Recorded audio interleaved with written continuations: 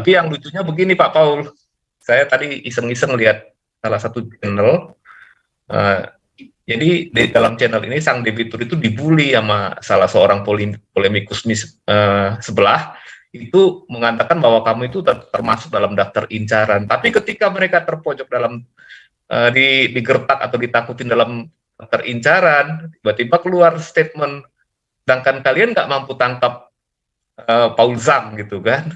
Akhirnya Pak Paul juga yang diajukan sebagai sebagai senjata gitu, untuk menggertak lawan kan gitu kan.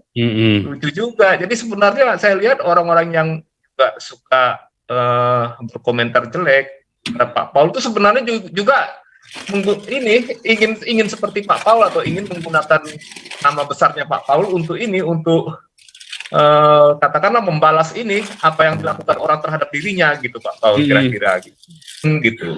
Tapi saya mengingatkan teman-teman, hati-hati dengan janji-janji politik. Kalau nggak ada tertulis tanda tangan atau apapun, atau nggak bisa diwujudkan, ya kita harus waspada juga ketika memberikan suara, jangan salah pilih orang gitu ya. Terus kemudian juga kalau sudah tanda tangan aja bisa dipalsu, bisa diingkari kok. Ya dia ingkari, apalagi Anies Baswedan itu sudah ditandatangani, diingkari. Betul Pak. Nah itu sekarang ini sudah mulai janji mau ada yang katanya mau merevisi SKB 2 Menteri, ada yang mau mencabut SKB 2 Menteri. Tapi saya tahu ini hanya retorika Pak Paul gitu. Sebenarnya tanpa harus janji pun pemerintah bisa saja mencabut itu kan kebijakan yang bisa dilakukan setingkat menteri gitu atau presiden gitu ya, paling tinggi ya.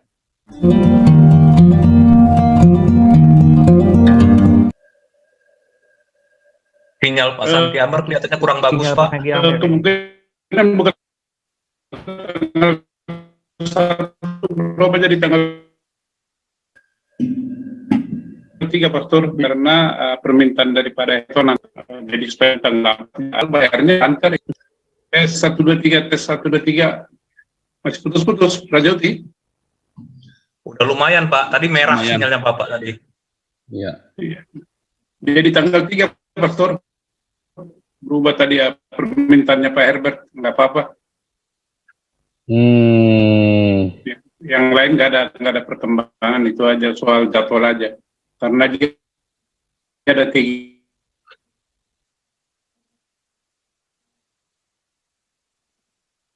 kegiatan tanggal 4 Desember. Jadi bersekaligus.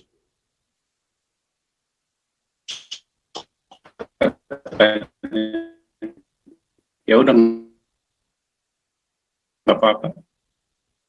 Kalau sebetulnya suaranya Pak Santi Amar, Bu Linda, Bu Liso itu teman-teman yang lain kalau lagi mampir ke channel lain juga dibilangin apa namanya kita kalau yang kasusnya Yusuf Manubulu ini bilang kita lagi mengumpulkan donasi buat Pak Yusuf Manubulu, bisa nggak bantu ya supaya rekeningnya tampilkan juga tempat mereka. Mereka kan mau ngupdate dari lawyer kita, masa mereka nggak mau ikut nyumbang, kan kelewatan kan. Ya kan, nah, kita kan nggak monopoli kan, semua berita Yusuf Manubulu hanya boleh melalui kita kan, kita nggak begitu juga kan. Misalnya di strike semua, nanti yang lain di strike semua ya kan, kita kan nggak juga begitu kan, semua boleh ambil berita ya buat masing-masing. Saya juga nggak keberatan, masa terus kita gitu ya saudara ya. Jadi kalau yang ambil video saya ya, rekeningnya yang kalau kita lagi tampilin Pak Yusuf Manubulu jangan dihilangin saudara ya, supaya ada bantuan, karena kita baru 50 juta terkumpul ya buat Pak Yusuf Manubulu ya. Kita targetnya 100 juta buat bayar lawyer ya, supaya lawyernya bekerja dengan ini dong ya, jangan pro bono nanti kacau ya. Oke, apa nih mau lanjut kita hari ini topik bebas aja ya saudara ya, karena saya juga nggak konsen, saya masih persiapan kuliah juga ini nanti sebentar lagi. Jam berapa ini? Iya sebentar lagi. Nanti Pak Santi Amar, Pak Rajauti dan teman-teman ambil alih saja, bicara bebas ya. Ini ada Pak Andi USA juga nih. Iya Pak Paul. Jadi kalau misalkan ini Pak Paul, yang namanya persilangan antara dua garis itu dilarang, waduh, bagaimana rancang bangun fisika, matematika, dan ini teknik sipil Ya lengkung bisa Pak, berjalan. jembatannya juga lengkung semua nanti Pak. Jadi nanti kalau jembatannya lengkung bisa lama-lama ya yang lewat bisa anjlok, amblas ke bawah ke sungai Pak gitu. Kan nanti ketemu bidadari Nah, Pak. itu yang pertama. Jadi memang aneh-aneh aja ya. Jadi matras doa dianggap sebagai apa? Sebagai sarana pemurtatan gitu ya.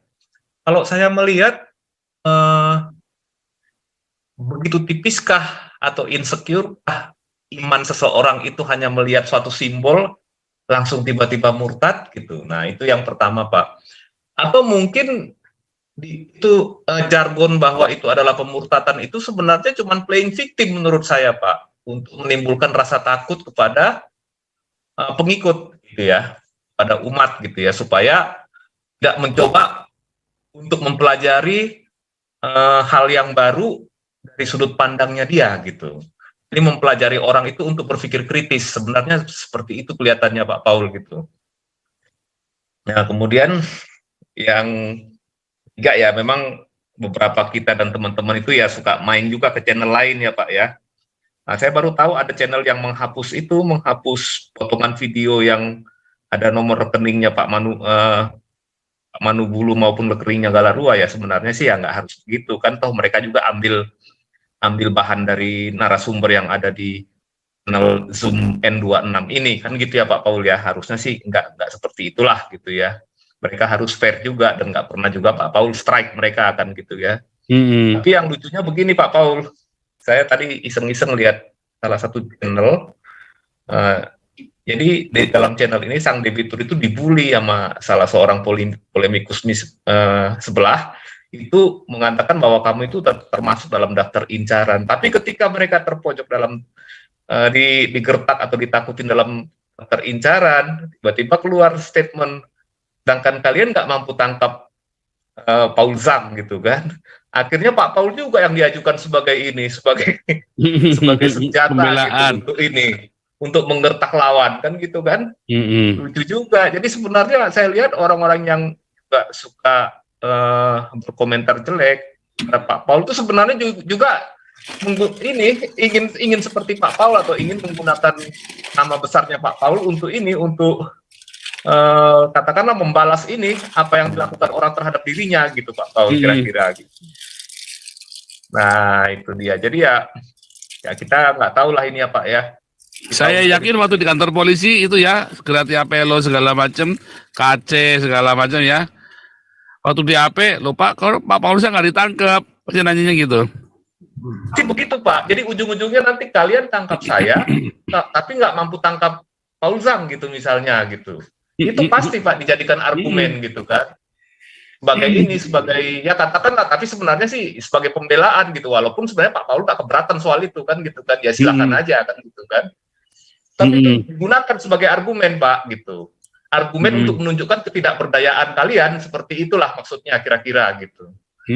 Nah, jadi dalam hati saya berpikir orang kalau ngomong benci sama Pak Paul, tapi diam-diam justru membanggakan Pak Paul gitu ketika dia sendiri sudah terjepit gitu kan. Iya. Atau menggunakan nama Pak Paul gitu. Nah, itu yang saya perhatikan. Nah, ini di tahun politik ini sekarang ini Pak kelihatannya udah mulai banyak beredar janji-janji politik bahwa pendirian rumah ibadah akan dipermudah buat orang minoritas dan orang Kristen gitu. Tapi saya mengingatkan teman-teman, hati-hati dengan janji-janji politik. Kalau nggak ada tertulis tanda tangan atau apapun, atau nggak bisa diwujudkan, ya kita harus waspada juga ketika memberikan suara, jangan salah pilih orang gitu ya. Terus kemudian juga kalau sudah tanda tangan aja bisa dipalsu, bisa dia ingkari kok. Ya dia ingkari, apalagi Anies Baswedan itu sudah ditandatangani diingkari. Betul Pak. Nah itu sekarang ini sudah mulai janji mau ada yang katanya mau merevisi SKB 2 Menteri, ada yang mau mencabut SKB 2 Menteri. Tapi saya tahu ini hanya retorika Pak Paul gitu. Sebenarnya tanpa harus janji pun pemerintah bisa saja mencabut itu kan kebijakan kebijakan yang bisa dilakukan setingkat menteri gitu atau presiden gitu ya, paling tinggi ya. Nah, dan suara minoritas sekarang ini Pak akan sangat menentukan. Nah, kalaupun ada 3 calon nanti, suara mayoritas akan terbagi 3, dan kita nggak tahu di mana yang paling banyak. Tapi yang menentukan nanti adalah suara minoritas, terutama suara orang Kristen Pak Paul gitu. Jadi hati-hatilah ketika memberikan suara, jangan kita memilih pemimpin justru yang hanya butuh ketika pemilu ataupun pilpres saja Pak Paul gitu. Saya kira seperti itu. Itu aja Pak Paul, mungkin teman-teman bisa kembangkan diskusinya. Ya, Terima kasih Pak Paul. Bang Ardo silakan. Ya, terima kasih Pak Paul. Terima kasih atas komentarnya Pak Raja Uki. Tadi menyambung cerita tadi Pak Raja Uki, benar Pak Raja Uki. Jadi mereka ini yang para para apologet ini ya sebenarnya benci tapi rindu sama Pak Paul. Iya Karena- betul, itu dia benci tapi rindu, itu dia. Ya, benci tapi rindu Pak Raja Uki, benar. Karena di kasus ini mereka berkoar-koar menyerang Pak Paul gitu ya. Tapi di kasus ini saat mereka tergesa ya yang dibawa nama Pak Paul lagi guys gitu. Nah, ini kan kalau orang Kristen ini kan sebenarnya aduh kayak mana yang mau saya bilang ya gitu lah kira-kira. Nah, yang ini saya angkat dari cerita kita ya satu hari di malam hari ini sebenarnya begini ya. Orang Kristen ini sebenarnya terutama di kalangan gereja ya dikaku-kakuki sama pendetanya ya.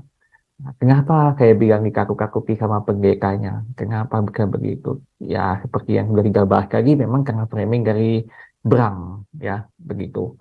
Nah tetapi orang kita sendiri pun tidak ada berani gitu ya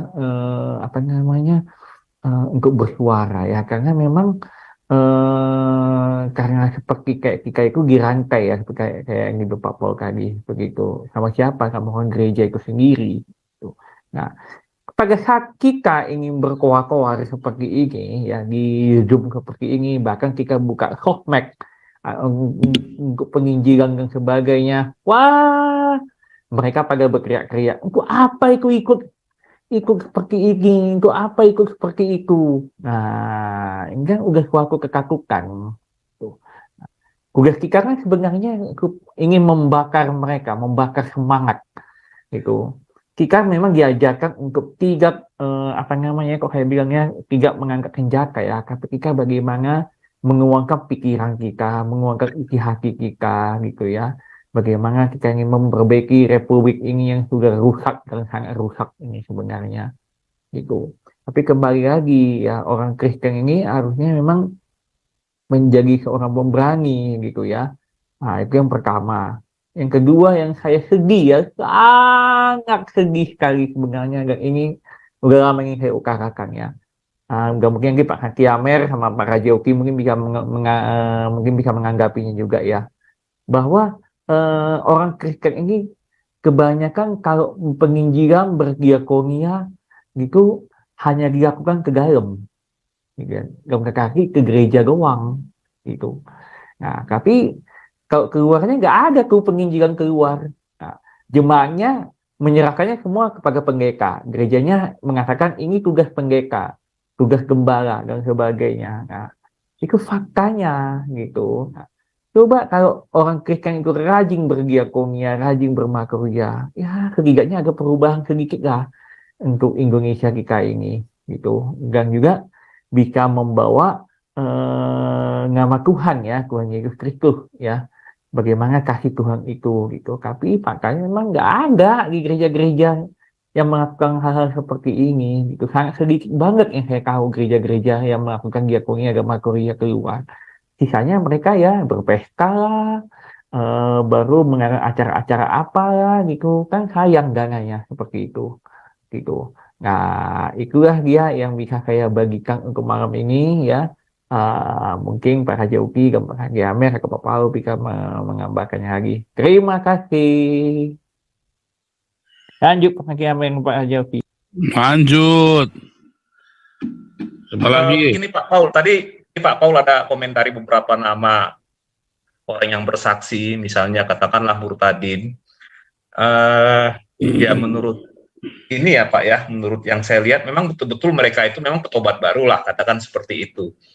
Tapi dalam kesaksian itu, sampai sejauh mana apa yang dia omongkan itu merupakan kesaksian yang nyata dan tidak dilebih-lebihkan atau lebay, kata bahasa anak muda sekarang, itu kita kadang-kadang sulit melihat batas-batasnya Pak Paul gitu. Nah itu yang kebanyakan orang semakin heboh dan semakin lebay, dia kira saksian dia itu semakin berhasil dan semakin menarik banyak orang gitu ya.